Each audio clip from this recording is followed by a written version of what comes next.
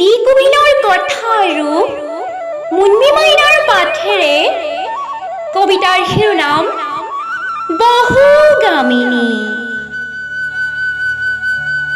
ফুটপাথত বেচা কাপোৰৰ দৰেই দৰদাম কৰা হয় আমাৰ হৃদয়। গ্ৰাহক নাই, পেটতো ভোক নাই, কাৰণ আমাৰ হৃদয় ভাঙিলেহে পেটৰ ক্ষুধা মৰে। কোনোবা 5 ষ্টাৰ হোটেলৰ কোঠাটো আমাৰ টোপনি নাহে, নাইবা কোনোবা মাতাল যুৱকৰ সৰু কোঠাটো। আমাৰ বিক্ৰী কৰা টোপনিয়ে হাজাৰজনৰ বুকুত ফুলাই এপাহ হাচনাহানা কিম্বা হৰিকা যায়। হৃদয় বেচাৰ ক্ৰোভত আমাৰ চকুটো নোলায়, টোপনি বেচাৰ বাবেও বুকু নিবিষায়। আমিবোৰ যে মনে পতা বসন্ত, বহাগ নাহিলেও কুলিকেতেকীয়ে আমাৰ বুকুতেই সাজ সলায়, তথাপিও বুকু নিবিষায়।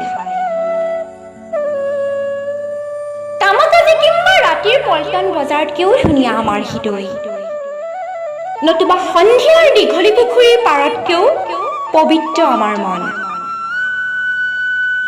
কিন্তু তথাপিও আমি ৰঙা মদাৰ, কাৰণ আমি যে বহুগামিনী। যদিও আমিবোৰ নিষিদ্ধ হোৱা এটা ৰাতি, প্ৰহৰে প্ৰহৰে সলনি হয় ঠিকনা। সোণাগাছিৰ আন্তিমটো ষ্ট্ৰীট লাইট নোমোৱালৈকে খিলখিলাই হাঁহি থাকে ঘন ঘন উশাহবোৰে।